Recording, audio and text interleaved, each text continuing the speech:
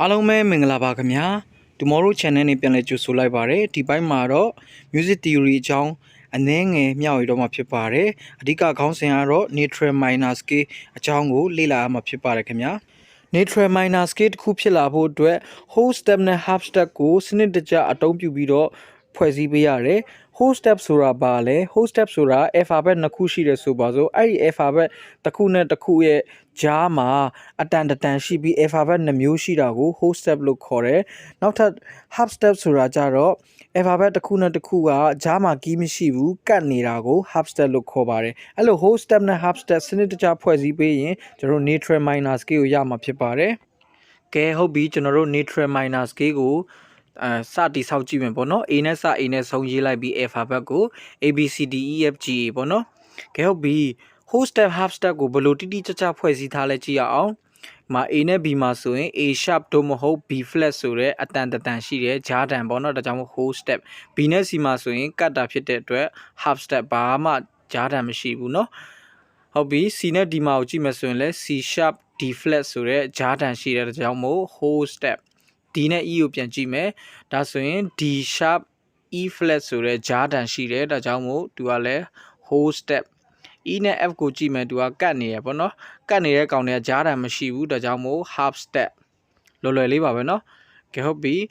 F နဲ့ G ကိုကြည့်မယ်ဆိုရင်လည်း F sharp G flat ဆိုတဲ့ဂျားတန်ရှိတယ်ဒါကြောင့်မို့ whole step G နဲ့ A ကိုပြန်ကြည့်ရအောင်သူကလည်း G sharp A flat ဆိုတဲ့ဂျားတန်ရှိတယ်ဒါကြောင့်မို့ whole step အားလုံးကိုပြန်တော့မယ်ဆိုရင် whole half whole half whole အဲ့တော့ဒီလို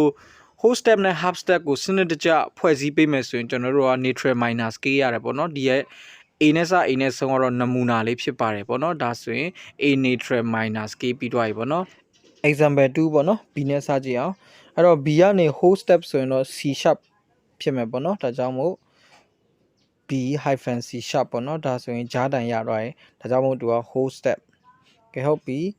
half step ပြန်ရချင်တာဖြစ်တဲ့အတွက် C sharp နဲ့ D က half step ရှိတယ်ကတ်တယ်ပေါ့နော်ဒါကြောင့် half step အဲ့တော့ D နဲ့ E ကကျွန်တော်တို့က D sharp တို့မဟုတ် E flat ဆိုတဲ့ဂျားတန်ရှိတယ်ဒါကြောင့်မို့ whole step ပေါ့နော်ဟုတ်ပြီဒီခုတွားနေရတော့ B neutral minor scale ပေါ့နော် E ကနေ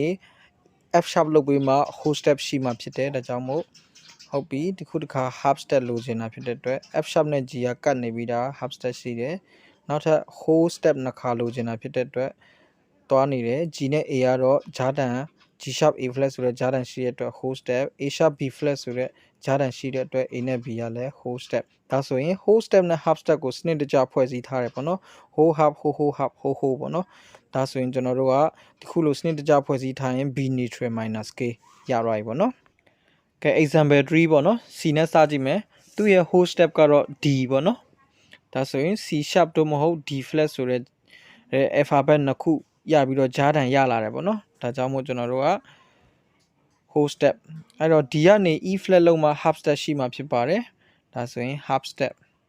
ကဲဟုတ်ပြီ E flat ကနေကျွန်တော်တို့က whole step တွားမှာဖြစ်တဲ့အတွက် F ကိုလုံးမရမှာဖြစ်ပါတယ်ဒါမှ whole step